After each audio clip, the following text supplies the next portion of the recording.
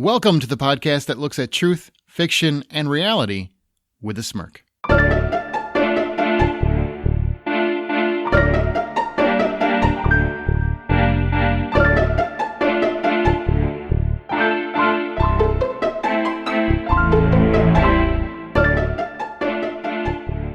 I'm Aaron Peterson. I'm Amanda Sink. And I'm Zack Parkerson. And welcome to Smirk. Each week, one of our hosts introduces an original story, which we then use as a springboard for a spirited and lighthearted discussion, whatever the moral or theme of their story is. This week it is Zachary's turn. Zachary, I am pumped for what you have to deliver to us. This is fake enthusiasm. No, this is genuine. No, it's not. Enthusiasm. No. It's a pause between the E and asm that made me believe it. It's the Shatner enthusiasm. I really can't wait for your story. He was great on that one show he was on. Boston Legal? I agree. Yes, yeah. I could not agree more. That was his shining moment. Everyone remembers him for that character. Yeah, it was pretty fantabulous. Yeah. Well, you know what? Whenever you are ready, sir, you get to lead us into this masterpiece. Yeah, man, it feels like it's been a lifetime since I've told a story on here. You haven't done one in a bit. So I can't wait. It's going to be terrible. So Way to sell it. So self-deprecating Way today. to sell it. Oh, 2 minutes. Let's go. gather around the campfire. It's time for a story.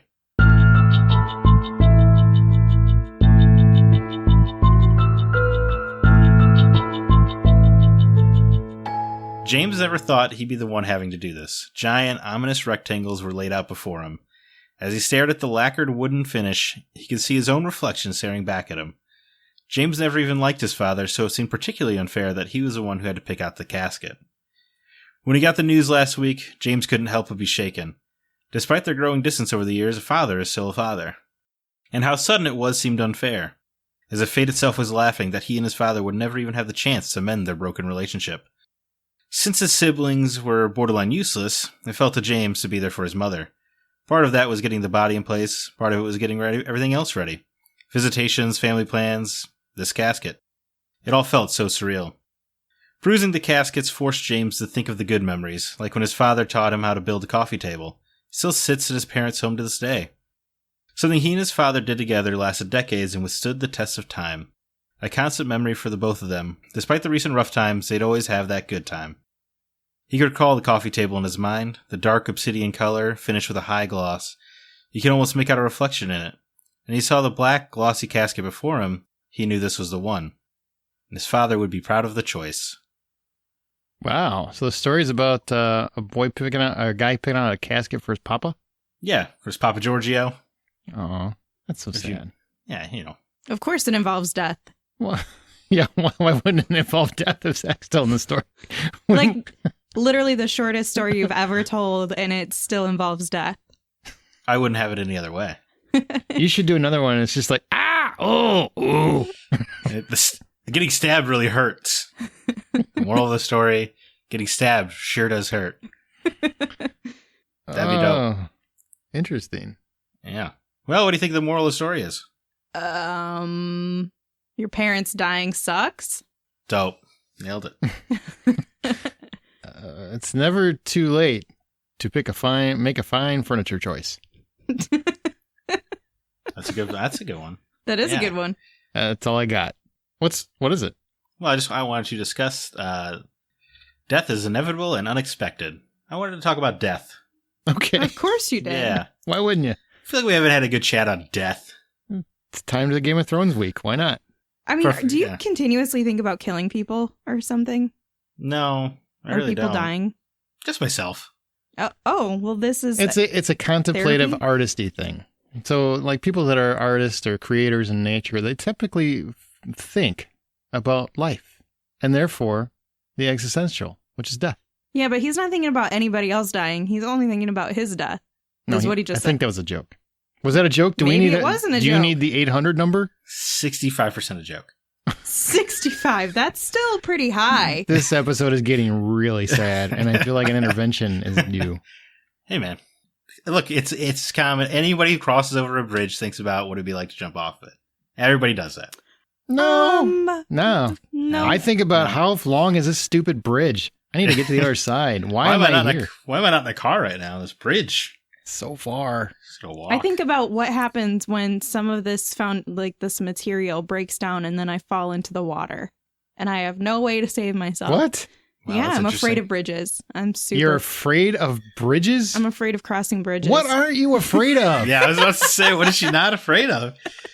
Food?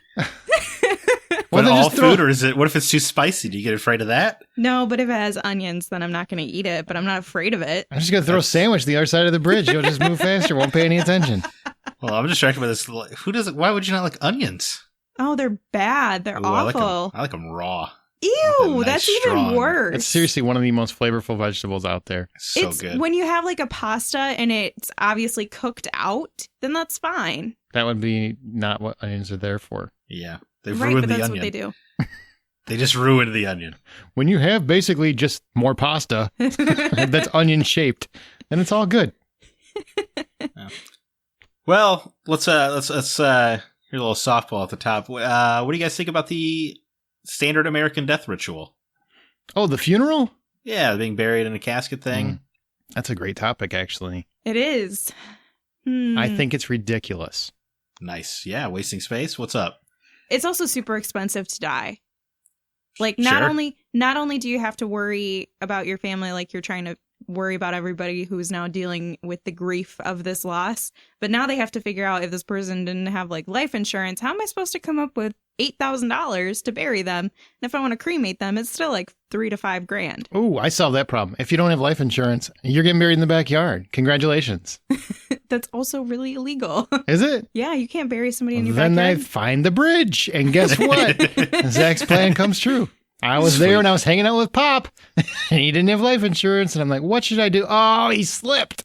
Darn it again. Yep. That's That's what I would happened to do. Uncle Nate last week. I don't think a lot of times they won't even release the body to you unless you have something set up for funeral or cremation. I'm not going bankrupt for anyone. I'm telling you right, if you're listening, I am not going bankrupt for you. I won't do it. It's a ridiculous thing. It You're is dead. ridiculous. Yeah. You're not there in that carcass anymore. Yep. Boom. He's dead right on that. I've got some solid life insurance, so if I die, What do you- at least my family doesn't have to worry about paying Man, for what do it. you do with life insurance at 25? Because 26. I know I'm How going old to are die you? eventually. 25, I'll be 26 in June. Oh, so close. Yeah. What are you doing with life insurance already? That's absurd. No, it's not absurd. It's actually the cheapest when you're younger. And also, if I develop a health issue later on, I want to have insurance before I can't not have insurance anymore. This episode of State Farm brought to you by Smirk. What? That company? You got that reversed. Wait, is that how What? you always approach everything from an insurance angle? Well, I mean, this is literally what I do every day. But it is good. I'm glad that I did it when I was younger, and it's still way cheaper than it would be. It's not like I don't have the option to do more with the policy later on. I hope at It's my the funeral beauty. they serve good coffee. Oh, I've already decided. Like, I told a friend that if I die, I want there to be like a food celebration. Like, I don't want everybody to be sad. I want everybody to just like eat and hang out and have like a little party. Like, just kind of hang out with each other and eat a bunch of food because I would make a lot of food. I Okay. have a real problem with not the concept of funeral. Like, I get why people have them. It's for a nice remembrance and everything else. But when it comes, what's a nice way to say it? Because every time I say it, people say I'm callous. Uh-oh. When you waste that much money on someone who's no longer here just to stick them in the ground, and why? How many times do you honestly go to that cemetery and see them? And why do they need to be in this expensive casket in the ground? Put them in a cardboard box. I don't see the difference. You're not there.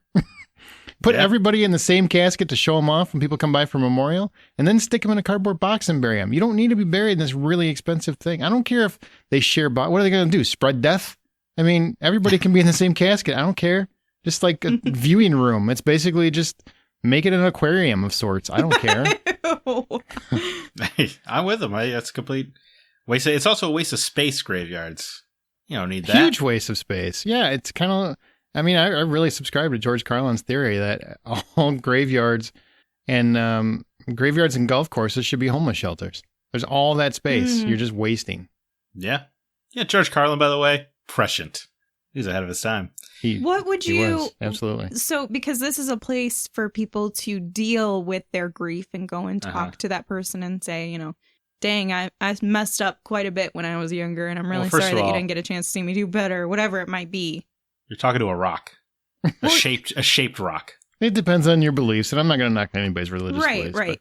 But everybody has their own beliefs, and people who believe that even though they know they can't hear them, it's a way for them to cope with that grief, and it's how we've been taught. So if we remove the graveyards and we remove this option, what alternative are we going to offer to people on how to cope with their grief that doesn't allow them to express their feelings? I don't understand this. I will never. I've personally gone to the graveyard when, you've had a rough time. You go, my grandfather was like my dad. I still look at him as a father to me. Mm-hmm.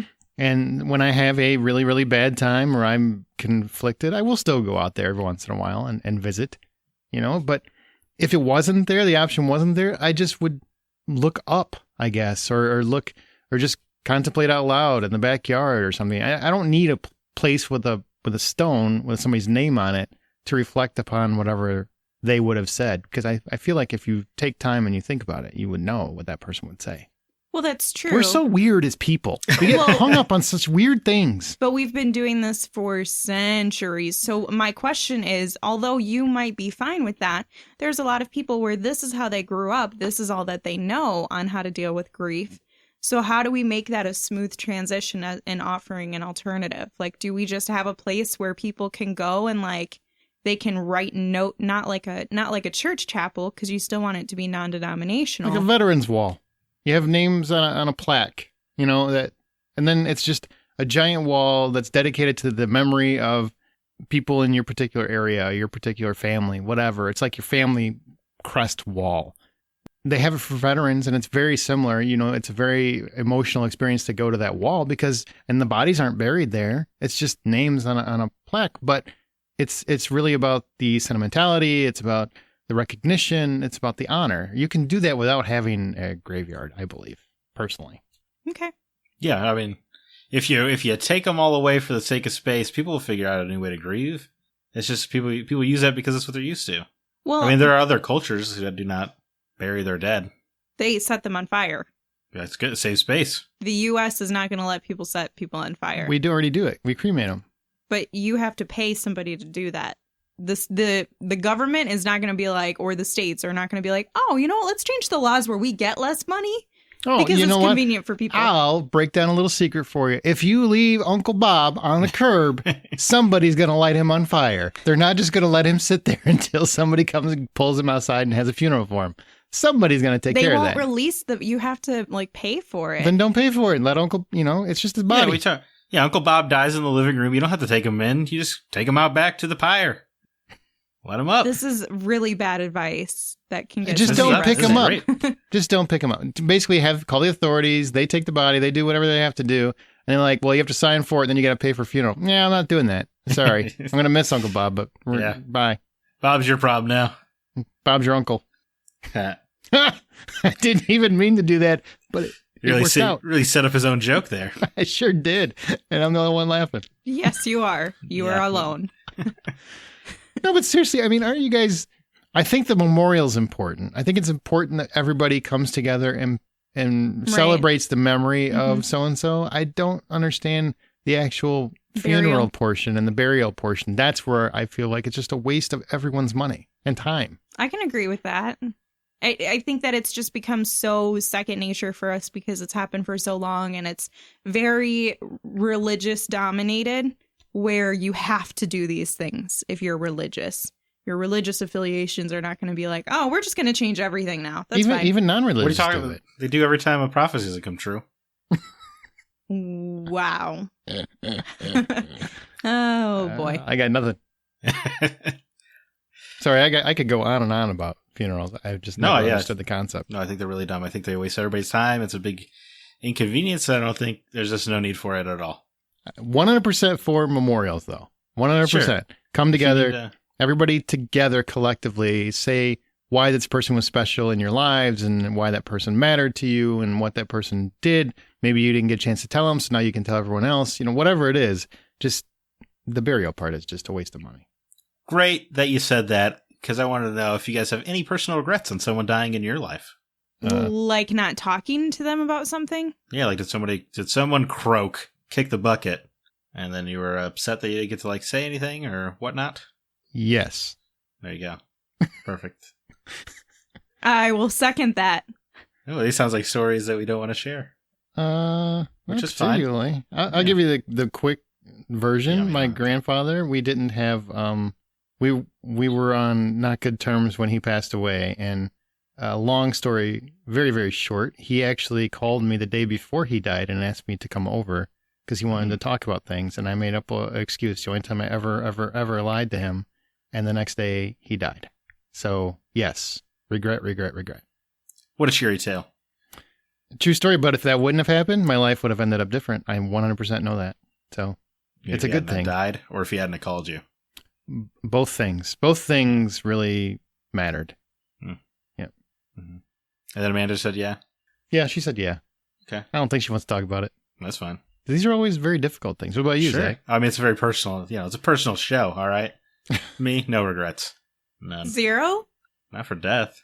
In life, sure, there are a lot of zigs when I should have zagged, Well, at least you admit that. but not. Man, so many. But no, not when anybody's died. I don't think. I also don't really. Yeah, people die. They're gonna keep dying. As a rule, yeah. Yeah. So why get hung up on that? Would you want to live forever? There's an interesting question. I've thought about this. Because people always say, like, no, you have to watch everyone you love, care about, and die. I would argue that A, I'll get over it, and B, I want to see how this thing ends. Like, I get it, eventually the planet's going to die, and I'm just going to be like the guy floating in space or whatever. I guess is the natural endpoint for immortality. But I'm willing to wait. I want to check it out. I want to know how it goes. So you want to be like Highlander? It only stops if you get beheaded, or what? Well, you said immortal, so I guess immortal, not invulnerable. But yeah, I want to wait. I want to see the heat death of the universe. That sounds fun. What if somebody buries you up to your neck? And so for the rest of time, because you can't die, you're stuck in the stand and you can't get out. What about that? You still wouldn't want to die at that point? I can't cross my fingers. Obviously, I'm buried in the dirt. But I don't know, twist my tongue and hope that someone comes along eventually. Because, what's a few centuries to a guy who lives forever? I'll wait for someone. A few centuries. Someone's gonna trip on my face one day. And they're gonna help me out. Yeah, it's gonna be a scorpion, and he's not gonna help you out. He's just gonna keep stinging. Well, I can't die, so I guess it's gonna be a weird fight. You're gonna be you're gonna decomposed. Also, really ugly by the time the scorpion can get finished, or whatever else people trampling on you and. She broke it down to shallow me. Vanity. Yeah, very. Wow. You're going to live forever, but you're going to be so ugly. That's harsh. What's really the point of living? If you're an uggo. Well, Aaron, do you want to live forever, Aaron? I would. If I could be a vampire, because then you could force people to party with you. You could brood.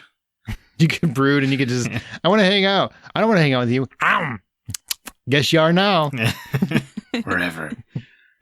You fight to get your soul back. That's right. I like it. I guess, Amanda, you want to live forever? Lay it on us.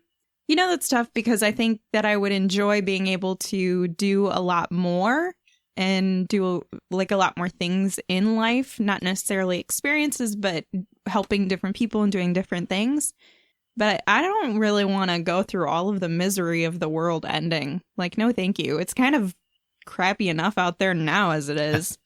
I'm not trying to live another couple 100 years or centuries just to see how it ends. Can I make the argument that you would probably have the best life ever as soon as you weren't afraid of dying anymore? Maybe. I would still be afraid of spiders. No, but see, if you're not afraid of if nothing can hurt you, why would you be afraid of anything? You would just be enjoying life, which is what more people should do. I'm not afraid of dying. I'm afraid of like the whole experience. Like, I don't want to go through, like, I don't want to fall. And then I have 5 minutes of like, oh shit, I'm falling. I don't care what the end result is. I care about how I'm getting there. I'm more afraid of pain. I think I feel like that gets chalked up into a fear of death, right? Yeah, it sounds like it to me. But I'm not afraid of like actually dying. It's all connected though. You're afraid of injury. If you don't have those fears, if you don't have that, I don't have to worry because no matter what happens, I'm going to be fine. you can actually enjoy life. You don't have to worry about anything. You don't have to worry about even saving money. You can just, I'm going to be fine. I'll just rob other people. What are they going to do? They're going to be dead in a couple of years and I'm going to be fine. Yeah, but they can still throw you into like prison and stuff. That doesn't sound fun. I don't want to live forever in prison. Like, wow, this chick won't die. Yeah, well, when you is get she going to croak? 3 life sentences and you're still alive in 300 years. I feel like eventually, after 60 years and you haven't aged, they're going to be like, okay, so what's going on here? They're going to ask some questions. Hank, you're still, you haven't even, your hair hasn't gotten a little gray. It's just kind of weird. Do you have dye? What vitamins are you taking? Yes, how about the all-protein diet? Would you buy us? Good stuff. All right, what else you got? Well, I mean, I had a question here, but it's way too broad. I don't know why I wrote it. I said, what's your feeling on death? That's way too broad. Because death is dumb. Yeah, it's not worth worrying about. I don't worry about it. Well, and there's different things that you can think about with death. Like, what do you think about death of other people or your own death or deaths that have already happened or, like there's pets' death. All are different things that can happen. So it is a very broad question. I don't care if other people die. Really? Is this one of those things where you just try to sound all cool and tough and, it doesn't get to me? It's just like Clint Eastwood on his lawn or what?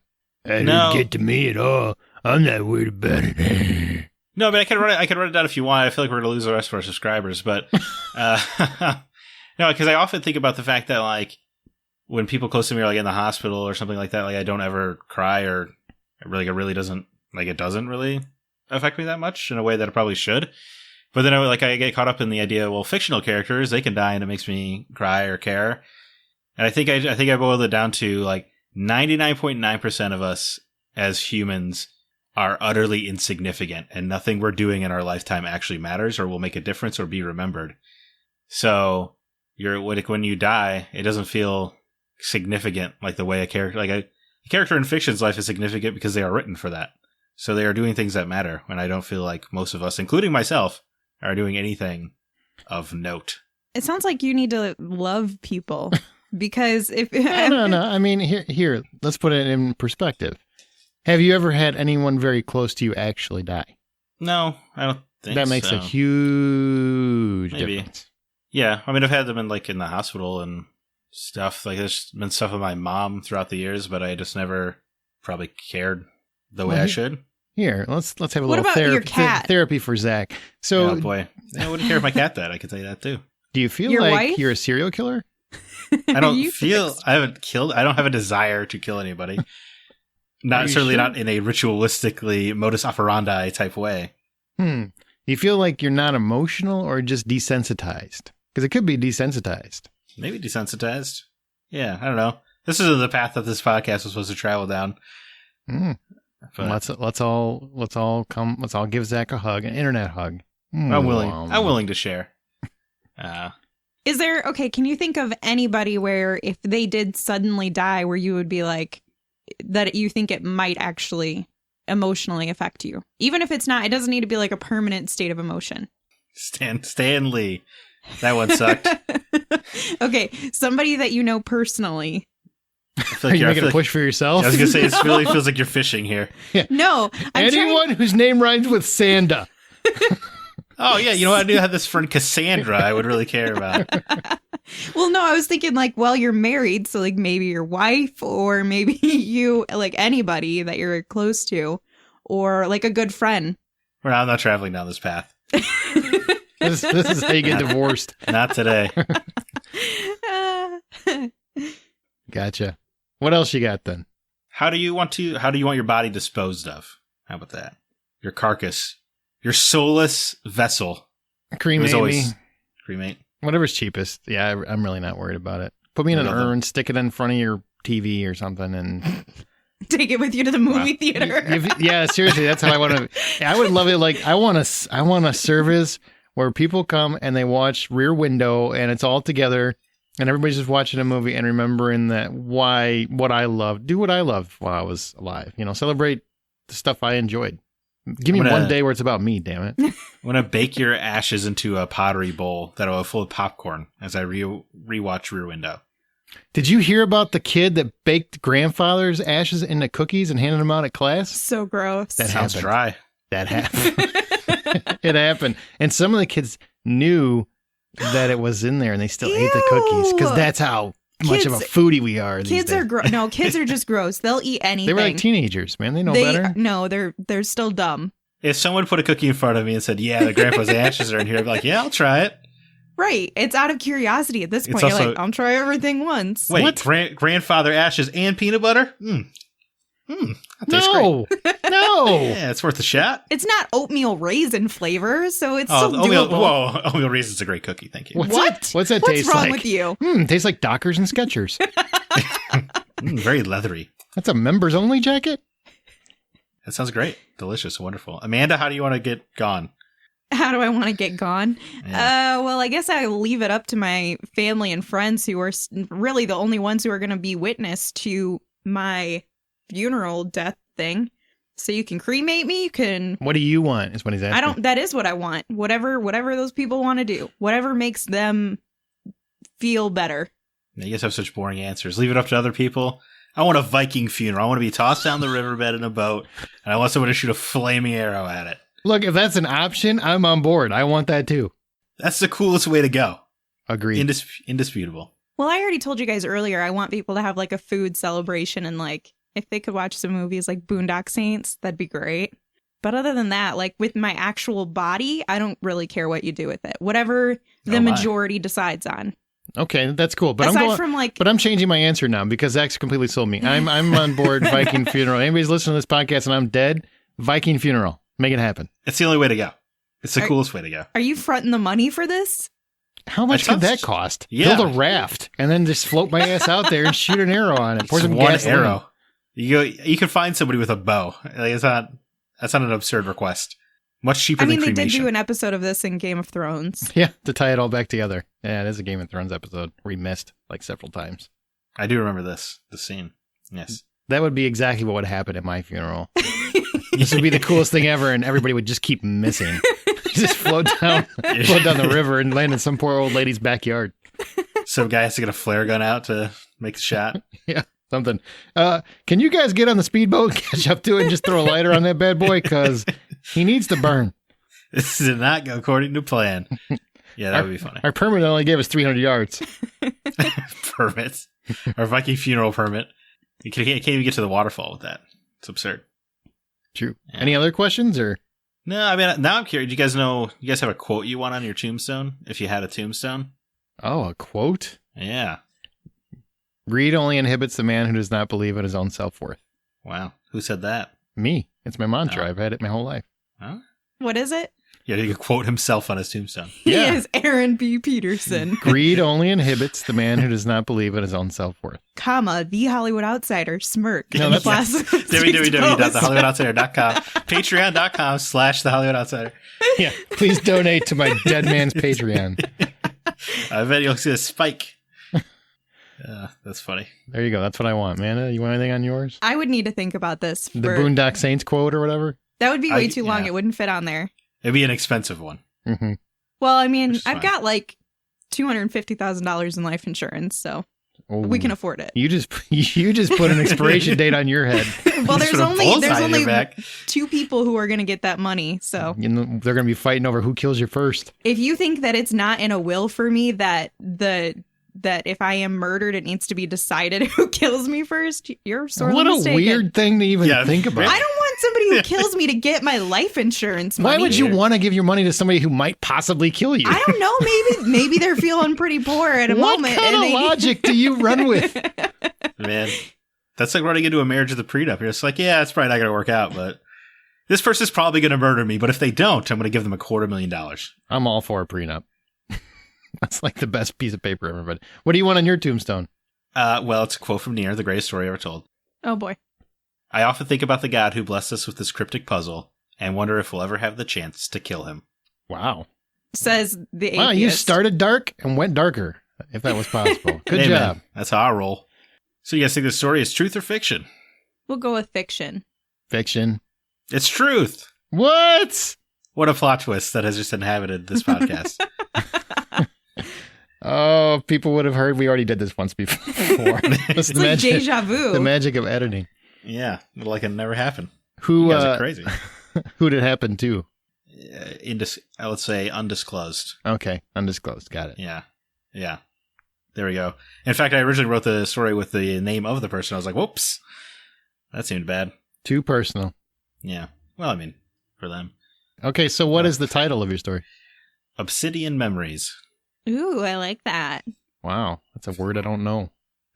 Obsidian? Yeah. Well, I mean, Black. I don't use it in normal conversation. Not that I don't know it. I just mean it's not a word that I use. Fair enough. Ever. No one's attacking your dictionary prowess. Look, I stopped at the. All right? That's where I Yeah. got stuck. I'm like, I'm done. That's so many syllables. Says the guy who literally used to read the dictionary or the thesaurus when he was a My child. mother made me. So now he's bitter at words. I'm kind of bitter. Mom, what does this mean? Look it up. Why can't you just tell me? Because you won't remember it that way. And she's right. I wouldn't have. Oh, man. Well, I think I would have. See, but she understands me. If I write something or I read something, I remember it forever. If somebody tells me something, I don't necessarily. That's true. Whenever I tell him something, he seems to never remember it unless I can go back and say, That's I've got different. a text message I can prove to you. I told you this. That's different. That's more like, why are you always talking? Yeah, it's hard to remember everything. Wow. As our show goes, we will occasionally pick listener stories to read and discuss on Smirk. We'd like the chance to have yours. Write email to mystory@smirkpodcast.com. Join the conversation by joining our Facebook group. Follow us on Twitter @SmirkPodcast. Be sure to use the show's hashtag Smirk. And also, if you could leave us a review in your podcast app of choice, that would be greatly appreciated. And tell your friends. Just share the show wherever you can. That would be great. Thank you. Anytime somebody's like, hey, who has a podcast recommendation? Be like, let me tell you about Smirk. Every single time. Just have them skip this episode before I scare everyone off. So, and as you write your own life story, always remember to tell it with a smirk.